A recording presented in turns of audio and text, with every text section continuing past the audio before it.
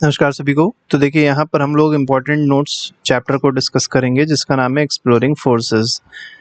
ठीक है, class 8 science का एनसीईआरटी का चैप्टर है, बहुत इंपॉर्टेंट। तो सबसे पहले देख लेते हैं फोर्स होता क्या है। तो फोर्स जो है वो पुश या पुल दोनों में से कुछ भी हो सकता है जो किसी भी ऑब्जेक्ट पे अप्लाई किया जाता है। ठीक है, और ये कैसे रिजल्ट मतलब कैसे क्रिएट होता है, तो इंटरेक्शन ऑफ टू ऑब्जेक्ट्स, तो दो ऑब्जेक्ट के इंटरेक्शन से क्रिएट होता है। तो अगर आपसे डेफिनेशन पूछी जाएगी तो इतनी ही डेफिनेशन काफ़ी है। एसआई यूनिट फोर्स की याद रखिएगा न्यूटन होती है, इसको कैपिटल एन से डिनोट करते हैं। और इसकी जो सीजीएस यूनिट होती है मतलब एक और जो यूनिट होती है उसको डाइन कहते हैं। ठीक है, और 1 न्यूटन में याद रखिएगा, कई बार पूछ लेते हैं कितने डाइन होते हैं, तो 10⁵ डाइन होते हैं। अब यहाँ पर देखिए पहला जो पर्सन है क्या कर रहा है, ये पुश कर रहा है, इसको कहते हैं पुश कर रहा है। और ये क्या कर रही है, लड़की पुल कर रही है। जब चीज़ों को खींचते हैं तो उसको पुल कहते हैं और धक्का देते हैं तो पुश कहते हैं। तो यही है पुश या पुल। आगे बढ़ते हैं, इफेक्ट्स ऑफ फोर्स मतलब फोर्स क्या क्या कर सकता है ऑब्जेक्ट का। तो कोई भी ऑब्जेक्ट पे अगर फोर्स अप्लाई किया जाएगा, तो अगर मान लीजिए ऑब्जेक्ट स्टेशनरी है, रुका हुआ है, तो ऑब्जेक्ट मूवमेंट में आ जाएगा, मोशन में आ जाएगा। अगर ऑब्जेक्ट की कुछ स्पीड है तो उसकी स्पीड क्या हो जाएगी, चेंज हो जाएगी। जैसे मान लीजिए ऑब्जेक्ट था, ये 1 मीटर पर सेकेंड से मूव कर रहा था, इस पे फोर्स लगाया तो हो सकता है इसकी स्पीड बढ़ जाए, अब क्या हो जाए 2 मीटर पर सेकेंड हो जाए। ठीक है, तो स्पीड को ये क्या कर देता है, चेंज कर देता है, बढ़ा भी सकता है और घटा भी सकता है। डायरेक्शन ऑफ मोशन चेंज कर देगा। जैसे मान के चलिए कोई ऑब्जेक्ट है, इसका मोशन इधर की ओर हो रहा था और हमने इधर से एक फोर्स लगाया, तो मोशन जो होगा वो इधर कहीं मतलब ये जो ऑब्जेक्ट है इधर कहीं मूव करने लग जाएगा क्योंकि फोर्स इधर से लग रहा है। तो क्या हुआ, डायरेक्शन पहले इधर था, अब डायरेक्शन इस तरफ हो गया। ठीक है, तो डायरेक्शन भी उसका चेंज कर देता है। स्टॉप और slow down a moving object, कोई ऑब्जेक्ट अगर मूव कर रहा है तो उसको स्टॉप कर देगा या उसको स्लो कर देगा। शेप भी चेंज कर सकता है। जैसे मान लीजिए ये कोई ऑब्जेक्ट है, मान के चलिए बलून है, और इसको इधर से हर तरफ से थोड़ा थोड़ा दबाया गया, तो आप देखेंगे बलून का शेप जो होता है वो चेंज हो जाता है। तो कोई भी एक इफेक्ट हो सकता है इसका, जितने इफेक्ट दिए गए पांचों में, या सभी इफेक्ट हो सकते हैं, बहुत सारे इफेक्ट्स हो सकते हैं, ये चीज़ यहाँ पर दी गई है। ठीक है, आगे बढ़ते हैं, टाइप्स ऑफ फोर्सेस देखेंगे। फोर्स के टाइप क्या क्या होते हैं, तो कॉन्टैक्ट फोर्स होता है। तो force that act when body are in physical contact, जब बॉडी फिजिकल कॉन्टैक्ट में होती है तब जो फोर्स लगता है उसको क्या कहते हैं, कॉन्टैक्ट फोर्स कहते हैं। जैसे मान लीजिए ये हमारा कोई सरफेस है, ठीक है, मान के चलिए ये टेबल का कोई सरफेस है और इसके ऊपर कोई ऑब्जेक्ट रखा हुआ है इस तरीके से और इस पर एक फोर्स लगाया जा रहा है, तो क्या होगा, एक पीछे की ओर फोर्स लगेगा जिसको कहेंगे फ्रिक्शन फोर्स। और ये फ्रिक्शन फोर्स कब लग रहा है, जब दोनों बॉडीज आपस में कांटेक्ट में है। ठीक है, तो इसीलिए इसको क्या कहा जाएगा, कांटेक्ट फोर्स कहा जाएगा। कांटेक्ट फोर्स के एग्जांपल अगर देखे जाएं तो पहला फोर्स है मस्कुलर फोर्स। मस्कुलर फोर्स कैसे क्रिएट होता है, तो ये मतलब कैसे लगता है, तो कंट्रैक्शन और रिलैक्सेशन ऑफ मसल्स। तो मसल्स के कंट्रैक्शन या रिलैक्सेशन से मस्कुलर फोर्स लगता है, पहली चीज तो ये हो गई। अब ये कहाँ कहाँ इसका इस्तेमाल होता है, तो पहला वॉकिंग के लिए, हम लोग जो चलते हैं तो जो फोर्स लग रहा है वो मस्कुलर फोर्स है। किसी भी ऑब्जेक्ट को लिफ्ट करना उठाना है तो भी मस्कुलर फोर्स लगता है। ऑब्जेक्ट को पुश करना है, एनिमल जो होते हैं जो कार्ट्स को पुल करते हैं उसमें भी कौन सा फोर्स लगता है, मस्कुलर फोर्स लगता है। Also works inside the body, हम लोग की बॉडी के अंदर भी मस्कुलर फोर्सेस लग रहे होते हैं। जैसे जब डाइजेशन होता है, डाइजेशन प्रोसेस में भी मस्कुलर फोर्स लग रहा है, हार्ट बीट में मस्कुलर फोर्स लग रहा है, ब्रीदिंग जब हम लोग कर रहे हैं तो भी मस्कुलर फोर्स लगता है, यहाँ तक कि बोलने में भी मस्कुलर फोर्स अप्लाई होता है। फ्रिक्शन फोर्स की बात करी जाए तो देखिए यहाँ पर जैसे दिया गया है, हम लोग क्या कर रहे हैं, इसको धक्का दे रहे हैं, तो क्या होगा, ये जो सरफेस है और ये जो बॉडी है इन दोनों के बीच में क्या होगा, एक फ्रिक्शन फोर्स ऑपोजिट डायरेक्शन में लगेगा। तो acts between two surface in contact, तो जब दो सरफेस कॉन्टैक्ट में होते हैं तब ये फोर्स लगता है। ऑलवेज अपोजेज मोशन, अब ये क्या होता है, हमेशा मोशन को क्या करता है, अपोज करता है। जैसे मान लीजिए मोशन बॉडी का इधर हो रहा था तो फ्रिक्शन फोर्स हमेशा अपोजिट डायरेक्शन में लगता है। Caused by surface irregularities locking into each other, तो ये किस वजह से होता है, सरफेस इरेगुलरिटी की वजह से होता है। जो सरफेस में इरेगुलरिटी होती है उसकी वजह से आपको ये फोर्स देखने को मिलेगा। सरफेस इरेगुलरिटी जो है वो आप यहाँ पर देख सकते हैं डायग्राम में, ये पहली बॉडी है इसको B1 लिख देते हैं, ये दूसरी बॉडी है इसको B2 लिख देते हैं। अब जैसे मान लीजिए बॉडी B1 इधर की ओर मूव कर रही थी तो आप देख सकते हैं जो सरफेस है वो हम लोग को लगता तो बिल्कुल स्मूथ है, लेकिन उसमें ये इरेगुलरिटी होती है। अब इस इरेगुलरिटी की वजह से क्या होता है, दोनों के बीच में क्या लग रहा है, एक फ्रिक्शन फोर्स लग रहा है। ठीक है, तो वही फ्रिक्शन फोर्स के बारे में हम यहाँ पर बात कर रहे थे, सरफेस इरेगुलरिटी की वजह से लगता है। और ये क्या करती हैं, आपस में एक दूसरे को लॉक कर देती हैं। आप लोग देख पा रहे होंगे लॉकिंग हो जा रही है यहाँ पर। ठीक है, आगे बढ़ते हैं। देखिए क्या कहा गया, greater on rough surface than on smoother ones. इसका मतलब क्या हो गया, अगर सरफेस रफ है तो उस केस में फ्रिक्शन जो होगा, फ्रिक्शन फोर्स हमेशा ज़्यादा लगेगा। अगर सरफेस स्मूथ है तो वहाँ पर फ्रिक्शन क्या हो जाएगा, कम हो जाएगा। आपने देखा होगा अगर मान लीजिए ज़मीन फर्श पे पानी पड़ा हुआ है तो फिसलन हो जाती है, ठीक है, या साबुन वाला पानी पड़ा है तो और ज़्यादा फिसलन हो जाएगी। तो उसके पीछे रीज़न यही है कि सरफेस जो होता है वो कैसा हो जाता है, स्मूथ हो जाता है। और सरफेस जब स्मूथ होगा तो फ्रिक्शन ऑब्वियस सी बात है क्या हो जाएगा, कम हो जाएगा। ऑल्सो एग्जिस्ट इन फ्लूइड्स, अब फ्लूइड में भी फ्रिक्शन होता है। अब फ्लूइड में आपको दो फ्लूइड मिलेंगे, एक लिक्विड मिलेगा, एक गैस मिलेगा या एयर मिलेगी। एयर में जब फ्रिक्शन होता है तो उसको एयर रेजिस्टेंस कहते हैं, उसको ड्रैग भी कहा जाता है। और वाटर में भी रेजिस्टेंस होता है, उसको लिक्विड रेजिस्टेंस कहा जा सकता है। ठीक है, तो एयर और वाटर में भी क्या होता है, रेजिस्टेंस देखने को मिलता है। एग्जाम्पल आपको दिया गया है, slowing down of bicycle rolling ball. अब जैसे मान लीजिए आप बाइसिकल चला रहे हैं, ये आपकी मान के चलिए बाइसिकल है, आप बाइसिकल इस डायरेक्शन में चला रहे हैं और इस अपोजिट डायरेक्शन में हवा चल रही है, तो क्या होता है, बाइसिकल की जो स्पीड होती है वो कम हो जाती है। क्यों कम हो गई, क्योंकि ये एयर जो है वो रेजिस्ट कर रही है, एयर रेजिस्टेंस लगा रही है। इसी तरीके से रोलिंग बॉल अगर देखा जाए, मान लीजिए यहाँ पर एक ग्राउंड है, ये ग्राउंड हो गया और यहाँ पर बॉल है। ठीक है, बॉल इस तरफ की ओर जा रही थी, तो बॉल जब रोल करते करते आगे जाती है तो पीछे की ओर क्या होता है, एक फ्रिक्शन फोर्स लग रहा होता है। ठीक है, जो इस बॉल को थोड़ी देर बाद क्या कर देता है, रोक देता है। ठीक है, तो ये दोनों एग्जाम्पल हैं किसके, फ्रिक्शन फोर्स के। नॉन कॉन्टैक्ट फोर्स क्या होता है, force that act without contact between the objects. मतलब ऑब्जेक्ट के बीच में कॉन्टैक्ट नहीं था फिर भी ये फोर्स लग रहा था, ऐसे फोर्स को कहा जाएगा नॉन कॉन्टैक्ट फोर्स। नाम से ही पता चल रहा है कॉन्टैक्ट में बॉडी नहीं होगी तब भी ये फोर्स लगेगा। एग्जाम्पल है मैग्नेटिक फोर्स। मैग्नेटिक फोर्स क्या है, जैसे मान लीजिए दो मैग्नेट दे दिए हैं, ये पहला मैग्नेट है, दूसरा मैग्नेट है, और दोनों मैग्नेट के बीच में अगर आप देखेंगे बीच में होल होता है और उस होल में क्या कर दिया है, एक डंडी को लगा दिया गया है, एक लकड़ी को लगा दिया गया है। पहले मैग्नेट को नीचे रख दिया गया, ठीक है, नीचे तक इंसर्ट कर दिया गया। दूसरे वाले मैग्नेट को जो आप नीचे इंसर्ट करने की कोशिश करेंगे तो वो नीचे चिपकेगा नहीं। क्यों नहीं चिपकेगा, क्योंकि ये पोल मान के चलिए साउथ था तो इसके इधर वाला पोल भी साउथ है, मतलब ऑपोजिट पोल्स आ गए जिसकी वजह से एक दूसरे को क्या कर रहे हैं, रिपेल कर रहे हैं। तो magnetic force acts between magnets and magnetic material के बीच में एक्ट करता है। अब इसमें दो बातें याद रखना बहुत ज़्यादा जरूरी है। लाइक पोल जो होते हैं वो क्या करते हैं, रिपेल करते हैं, और अनलाइक पोल क्या करते हैं, अट्रैक्ट करते हैं। लाइक पोल क्या होते हैं, जैसे मान लीजिए एक है नॉर्थ और दूसरा भी है नॉर्थ, ठीक है, तो ये क्या हो जाएंगे, लाइक पोल हो जाएंगे। ठीक है, और लाइक पोल हमेशा क्या करते हैं, रिपेल करते हैं, मतलब एक दूसरे से दूर भागेंगे। अनलाइक पोल का मतलब क्या हो गया, जैसे मान लीजिए एक है नॉर्थ और दूसरा है साउथ, ठीक है, तो अनलाइक पोल हमेशा क्या करते हैं, एक दूसरे की तरफ भागते हैं, तो इसको अट्रैक्शन कहते हैं, तो अट्रैक्ट करते हैं। तो यही क्या है, एक नॉन कॉन्टैक्ट फोर्स है मैग्नेटिक फोर्स। इसके साथ ही साथ एक और नॉन कॉन्टैक्ट फोर्स है जिसको कहा जाता है इलेक्ट्रोस्टैटिक फोर्स।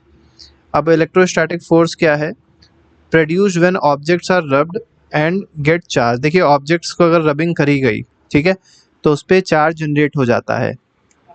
ठीक है, अब वो चार्ज पॉजिटिव भी जनरेट हो सकता है और वो चार्ज निगेटिव भी जनरेट हो सकता है।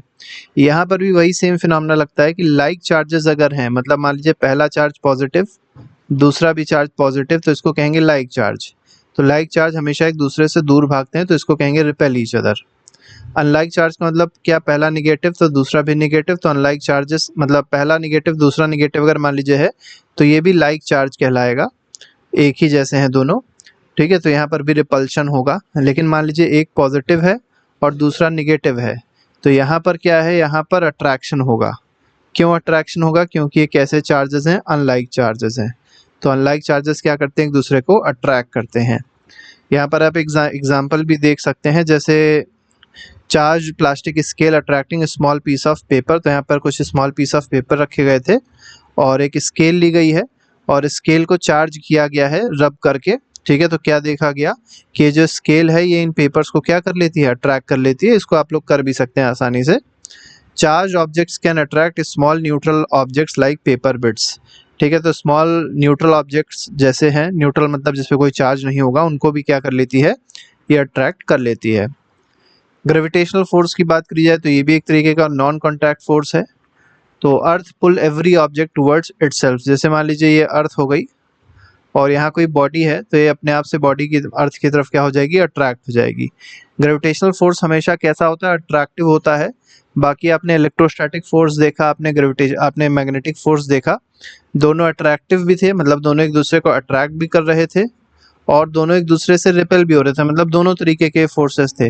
लेकिन ग्रेविटेशनल फोर्स कभी भी रिपल्सिव नहीं हो सकता, ये हमेशा अट्रैक्टिव होगा। ठीक है, आगे बढ़ते हैं। Force with which earth attracts an object is equal to weight, इसी को वेट कहते हैं। तो अगर आपसे वेट की डेफिनेशन पूछी जाए, वेट की डेफिनेशन क्या होती है, तो वेट एक ऐसा फोर्स होता है जिससे अर्थ किसी ऑब्जेक्ट को क्या करती है, अट्रैक्ट करती है। ठीक है, अपने सेंटर की तरफ अट्रैक्ट करेगी। ठीक है, तो उसको क्या कहते हैं, वेट कहते हैं। वेट और फोर्स की एसआई यूनिट सेम होती है, न्यूटन होती है। अब कई बार डिफरेंस जो होता है वेट और मास में पूछ लिया जाता है, क्योंकि बड़ा कंफ्यूजन होता है कि मास क्या है, वेट क्या है। तो मास कुछ नहीं होता है, मास का मतलब है amount of matter in a body, मतलब किसी मैटर मतलब क्या होता है, सॉलिड हो सकता है, लिक्विड हो सकता है, गैस हो सकती है। तो किसी भी बॉडी में कितना सॉलिड है, कितना लिक्विड है, कितनी गैस है, उसी को क्या कहा जाएगा, मास कहा जाएगा। तो ये अमाउंट को बता रहा है और ये हमेशा कांस्टेंट रहता है। मतलब आप अर्थ पे होंगे तो भी इसकी वैल्यू वही रहेगी, आप मून पे चले आएंगे तो भी उसकी वैल्यू वही रहेगी, तो उसकी वैल्यू कभी चेंज नहीं होती है। ऐसा यूनिट अगर आप इसकी देखेंगे तो किलोग्राम होती है और दूसरी यूनिट क्या है, ग्राम भी हो सकती है। और आपको पता होना चाहिए 1 किलोग्राम में कितने ग्राम होते हैं। तो जब भी आपको किलो शब्द दिखाई पड़ जाए तो समझ जाइएगा 1000 ग्राम होता है। ठीक है, आगे बढ़ते हैं, वेट देख लेते हैं। तो आपको मास समझ में आ गया होगा। और मास को मेजर करने के लिए याद रखिएगा तराजू का इस्तेमाल होता है। तराजू को बीम बैलेंस कहते हैं। ठीक है, तराजू क्या कहते हैं, बीम बैलेंस कहते हैं। इससे मेजर किया जाता है मास को। वेट की बात अगर करी जाए, वेट क्या होता है, तो वेट मतलब अभी हम लोग ने डेफिनेशन देख ही ली थी।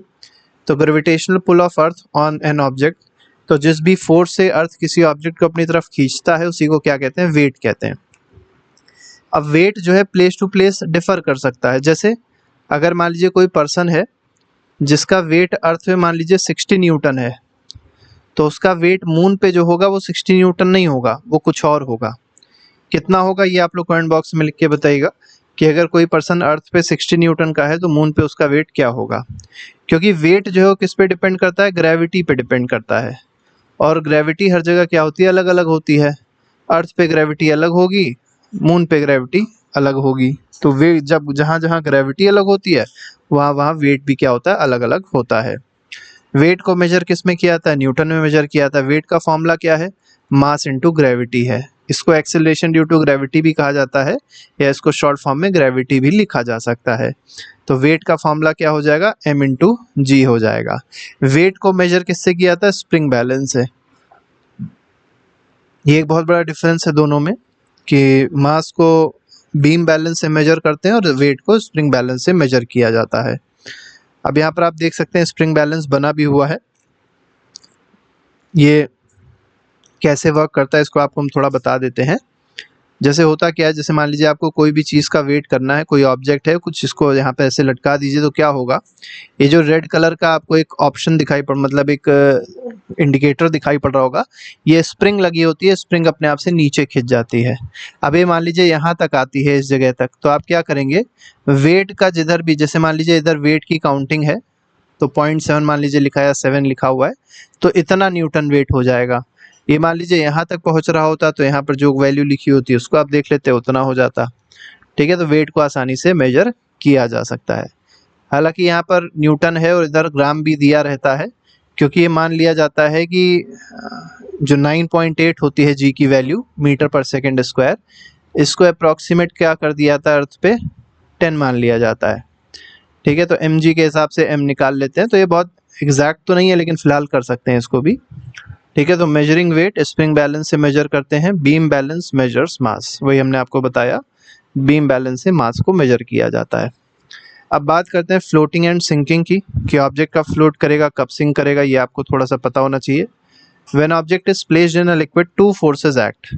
अब जैसे मान लीजिए ये हमारा कोई बीकर है, ठीक है, इसके अंदर पानी भरा हुआ है, ठीक, और ये हमारा कोई ऑब्जेक्ट है, मान लीजिए अभी ऐसे करके ये तैर रहा है, तो इसका एक वेट लग रहा होगा नीचे, इसको कहेंगे ग्रेविटेशनल फोर्स। ग्रेविटेशनल फोर्स मतलब वेट। और पानी क्या कर रहा होगा, इस पे एक अपोजिट डायरेक्शन में फोर्स लगा रहा होगा, जिसको कहेंगे क्या, बॉयंट फोर्स। तो बॉयंट फोर्स जो है वो किधर लगता है, अपवर्ड डायरेक्शन में लगता है, और वेट किधर लग रहा है, डाउनवर्ड डायरेक्शन में लग रहा है। तो वही चीज़ यहाँ पर बताई गई, ग्रेविटेशनल फोर्स जिसको वेट कहा गया डाउनवर्ड डायरेक्शन में लग रहा था। बॉयंट फोर्स जो है उसी को अपथ्रस्ट कहा जाता है, ये किधर क्यों लगता है, अपवर्ड डायरेक्शन में लगता है। ठीक है, रूल्स क्या है इसमें, देखिए अगर नीचे वाला फोर्स ज़्यादा है तो बॉडी सिंक कर जाएगी, ऊपर वाला फोर्स ज़्यादा है नीचे वाला फोर्स कम है तो बॉडी ऑब्वियस सी बात है वो तैरेगी। तो ग्रेविटेशनल फोर्स मतलब जो नीचे वाला फोर्स है वो ज़्यादा है तो बॉडी क्या कर जाएगी, सिंक कर जाएगी। और ग्रेविटेशनल फोर्स अगर बॉयंट फोर्स के बराबर है तो बॉडी क्या करती है, फ्लोट करती है। फ्लोट यहाँ पर भी कर सकती है और फ्लोट ऊपर भी कर सकती है। ये ऊपर का फ्लोट करेगी, ऊपर का मतलब ऐसे समझ के चलिएगा कि ये जो सरफेस है वाटर का इसके थोड़ा सा ऊपर फ्लोट करेगी। उस केस में क्या होगा, बॉयंट फोर्स की वैल्यू जो होगी वो ज़्यादा होगी किससे, वेट से। तो बराबर है तो ये इसकी जो अपर मोस्ट लेयर होगी, मतलब वाटर की लेयर जो होगी ये अपर मोस्ट पॉइंट को टच करेगी बॉडी के। ठीक है, मतलब ये इसी के अंदर ही तैरेगा, लेकिन बाहर कब तैरेगा, जब बॉयंट फोर्स ज़्यादा हो जाएगा। तो दोनों केस, तीनों केस आपको फिलहाल पता होने चाहिए। ठीक है, अब आते हैं आर्किमिडीज प्रिंसिपल की बात करते हैं। आर्किमिडीज प्रिंसिपल क्या कहता है, बहुत इंपॉर्टेंट प्रिंसिपल है, बहुत ध्यान से देखिएगा। इसमें कहा गया body emerged in a liquid. अब देखिए कोई बॉडी है जिसको इमर्ज कर दिया लिक्विड में, experiences an upward force equal to weight of the liquid displaced. अब इसको ऐसे समझिएगा, जैसे मान लीजिए कहा जाए आपसे ये पूरा पानी इसमें ऐसे करके भरा हुआ है। ठीक, हमने कोई बीकर लिया और बीकर में पूरा पानी मतलब ऊपर तक भर दिया, और यहाँ मान लीजिए कोई एक बड़ा सा टब ले लिया है। ठीक, अब इसके अंदर हम लोग ने क्या कर दिया, एक बॉल को डाल दिया। अब आपको पता है बॉल की डेंसिटी ज़्यादा होगी, वो नीचे आके बैठ जाएगा। या मान लीजिए कोई ऐसी बॉल है जो यहाँ पे तैर रही है। अब हुआ क्या होगा उस केस में, कुछ ना कुछ पानी यहाँ से निकला होगा और पानी निकल के कहाँ चला गया होगा, इस टब में चला गया होगा। तो मान लीजिए कुछ अमाउंट ऑफ वाटर जो है वो टब में चला गया। अब हमको करना क्या है, इसी जो वाटर टब में गया इसी को कहेंगे क्या, वाटर डिस्प्लेस्ड। ठीक है, ये क्या है, ये वो वाटर है जो डिस्प्लेस हो गया, तो वाटर डिस्प्लेस्ड इसको कहते हैं। अब क्या करिए, जो वाटर डिस्प्लेस हुआ, जो वाटर टब में गया, इसका आपको क्या निकाल लेना है, वेट निकाल लेना है। तो जब आप इसका वेट निकालेंगे तो जो उसका वेट आएगा वही अपथ्रस्ट फोर्स या वही बॉयंट फोर्स होगा जो इस बॉडी पे लग रहा था। और कौन लगा रहा होता है बॉयंट फोर्स को, लिक्विड लगा रहा होता है। ठीक है, जिसमें वाटर, जिसमें बॉल या बॉडी प्रेजेंट होती है वो लगा रहा होता है। ठीक है, वो मीडियम लगा रहा होता है। तो आपको पता चल गया होगा क्या कहा हमने, a liquid experiences an upward force, जिसको क्या कहा गया, अपथ्रस्ट कहा गया। और ये किसके बराबर है, equal to weight of the liquid displaced. तो ये किसके बराबर होता है, कितना लिक्विड डिस्प्लेस हुआ उसके वेट के बराबर होता है, याद रखिएगा। ठीक है, एग्जाम्पल वही दिया गया है जो हमने आपको बताया, अब इसको देख सकते हैं, यहाँ पर बनाया भी गया है। A sealed empty bottle bounces up and pushed under water due to upthrust. तो बाउंस अप क्यों हो जाएगी, क्योंकि अपथ्रस्ट इस पे लग रहा होता है। अब कुछ इंपॉर्टेंट पॉइंट्स देख लेते हैं जो हम लोग ने डिस्कस किए, उन्हीं को शॉर्ट में यहाँ बता दिया गया है। तो फोर्स की डेफिनेशन आपको बताई गई जो हम लोग ने डिस्कस करी अभी। एसआई यूनिट आपको याद रखनी है, न्यूटन होती है। दो टाइप के फोर्स होते हैं, contact force, non contact force. Contact force में मस्कुलर आ जाएगा, फ्रिक्शन आ जाएगा। नॉन कॉन्टैक्ट फोर्स में मैग्नेटिक, इलेक्ट्रोस्टैटिक, ग्रेविटेशनल आ जाएगा। फोर्स क्या क्या कर सकता है, स्पीड चेंज कर सकता है, डायरेक्शन चेंज कर सकता है बॉडी की, या शेप चेंज कर सकता है, या तीनों को ही चेंज कर सकता है। फ्रिक्शन क्या करता है, फ्रिक्शन जो है मोशन को अपोज करता है, और किस पे डिपेंड करता है फ्रिक्शन, सरफेस के नेचर पे डिपेंड करता है। ठीक है, मतलब सरफेस अगर रफ है तो फ्रिक्शन ज़्यादा होगा, सरफेस स्मूथ है तो फ्रिक्शन कम होगा। वेट एक तरीके का फोर्स होता है। मास क्या होता है, मैटर होता है, जितना भी उसके अंदर कंटेंट प्रेजेंट है उसी को मास कहते हैं। मास हमेशा सेम रहता है, कांस्टेंट रहता है, वेट चेंज कर सकता है जगह जगह। Buoyant force explains floating and sinking. तो फ्लोट कब करता है, सिंक कब करता है, ये आपको समझ में आ ही गया होगा। इम्पॉर्टेंट थिंकिंग पॉइंट्स जो आप इस किताब में देखे होंगे, बुक में, चैप्टर में देखे होंगे। तो हार्ड टू पेडल अपहिल, अगर मान लीजिए आप ऊपर माउंटेन रीजन है वहाँ पर ऊपर आप चल रहे हैं, ठीक है, साइकिल से जा रहे हैं, तो आपने देखा होगा कि उसमें थोड़ा सा हार्ड होता है उसको चलना, ज़्यादा उसमें फोर्स लगता है। ये चीज़ आप नॉर्मल भी देख सकते हैं। मान लीजिए कोई ब्रिज है और उस ब्रिज से आपको पार करना है इस ब्रिज को, तो जब आप ऊपर चढ़ते हैं तो फोर्स ज़्यादा लगाना पड़ता है, नीचे फोर्स बिल्कुल नहीं लगाना पड़ता, क्योंकि ग्रेविटेशनल फोर्स जो होता है वो इस केस में अपोज कर रहा होता है मोशन को।